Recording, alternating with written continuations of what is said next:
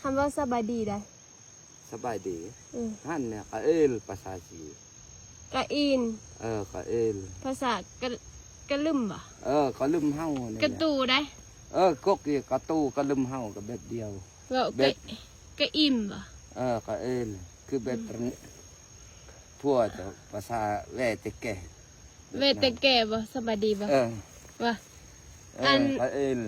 สบายดีว่าเวแต่แก่บ่ต้นสบายดีได้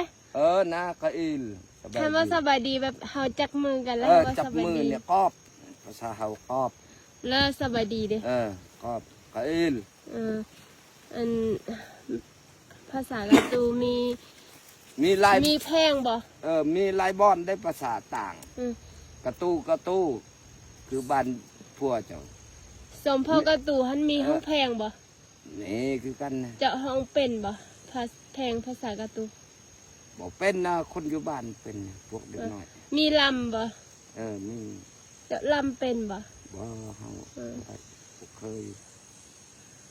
จะไม่รู้จักคนนะจะไม่รู้จักคนเฮาเมียจะเด้เมียอยู่เพื่อนนะเมียบ่มาเฮ็ดสวนนำเพิ่นออกให้งานทางเฮาออกให้งานหน่วยนะให้งานบ้านเนาะบ้านแบบยามบุญเจียบุญฮูดเขาสิฮอดบุญเจียบ้านนั้นดอนสาแล้วบ่เขาเฮ็ดบุญซื้อควายงัวกินปันกันแบบสามัคคีนะออกให้งานตาหนึ่งก็หมดได้เขาเสียหยาเป็น30-40คนคนขึ้นฟู